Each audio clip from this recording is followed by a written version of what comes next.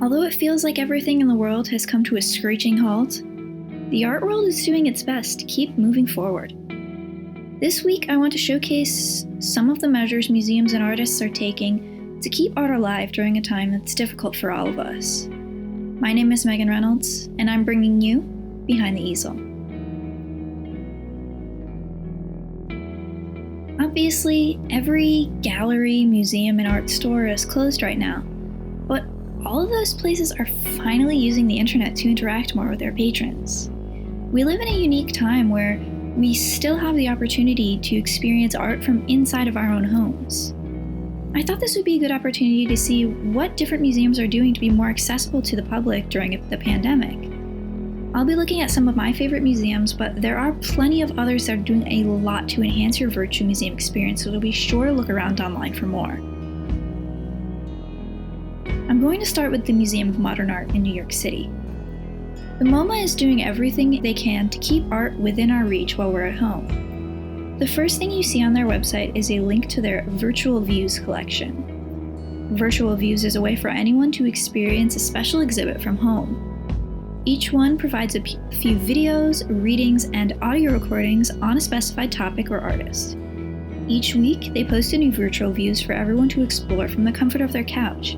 And as if that wasn't enough, they do an accompanying Q&A live stream every Thursday night. The next thing on their homepage leads you to the MoMA magazine. Different articles are posted almost daily about a wide variety of topics written by museum staff. Film, photography, and painting are all covered in the MoMA magazine, which has been running for some time now, so you're bound to find an article that interests you. The MoMA has also offered a variety of ways for you to expand your knowledge at home.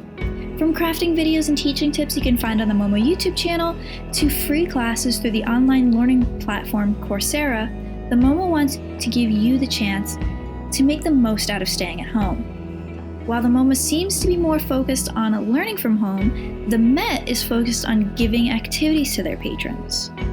The Metropolitan Museum is probably the museum that is most consistently active on social media from what I've seen, and right now, that habit is paying off. Aside from their usual daily posts, the Met has been taking part in the hashtag Museum from Home in a variety of ways. They have a few weekly activities like Met Sketch Sunday and Trivia Tuesday that were started before the outbreak and are still flourishing now. Every Sunday, they post a study that someone has done based on a piece of art in their collection and challenge their followers to do the same. Subjects have ranged from Impressionist paintings to Greek marble sculptures. If you've ever wanted to draw, there is no time like the present, and who better to learn from than the masters? Every Tuesday on the Met's Instagram story, they do Trivia Tuesday, where they pick a topic, find pieces of art that relate to said topic, and see how well their followers know their collection.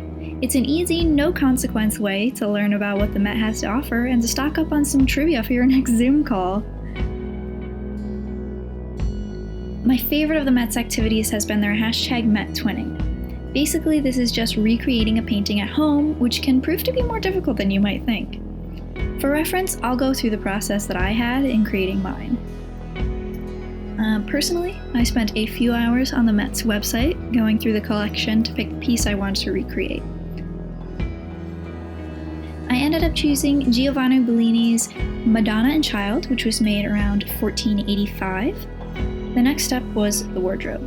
Mary isn't dressed very extravagantly, but she wore a lot more drapery than most people do, so we had to go through every scarf and blanket that we had in the house to find the right colors to match what she was wearing in the painting. Once we had my outfit and the drapes set up, it was time for the piece de resistance, our baby Jesus.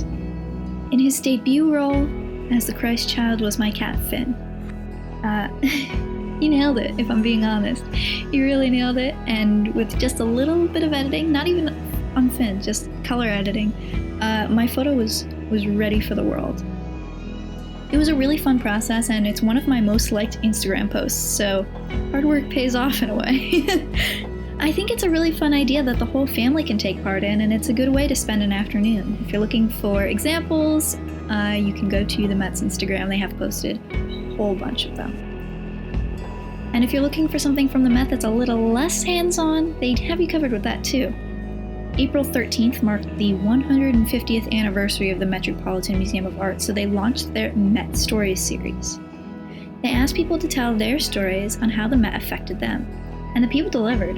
From celebrities, artists, and curators to the general public, people shared their stories, and the Met will be sharing them throughout the year on their website and their YouTube channel. People of diverse backgrounds sharing their favorite pieces of art and favorite parts of the museum is so interesting to me. I love hearing why someone loves a piece of art and how they felt when they saw it the first time. It's also helpful to hear why different parts of the museum are important to other people, despite how I might feel about them personally. Hearing someone else's perspective can open up a world of ideas for me and lead me down a new path. Now, obviously, I can't experience those parts of the museum in person right now, but the Met does have a variety of 360-degree videos in different galleries around the museum that allow you to get the next best thing. And the Met isn't the only museum to have 360 walkthroughs either. Through Google Arts and Culture, tons of international museums are showing their collection using the same technology as Google Street View.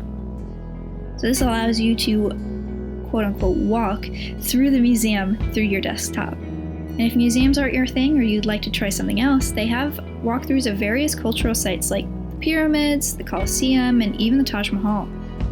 Obviously, this isn't the ideal way to experience these sites, but we make do with what we have.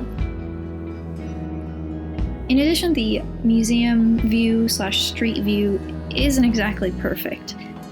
Sometimes you don't land where you thought you would when you click, or it'll send you flying in a different direction. You can't really zoom in on any pieces or objects to get better details, and sometimes the AI will accidentally think that the face in a painting or on a sculpture is a real person, and so it will blur the face.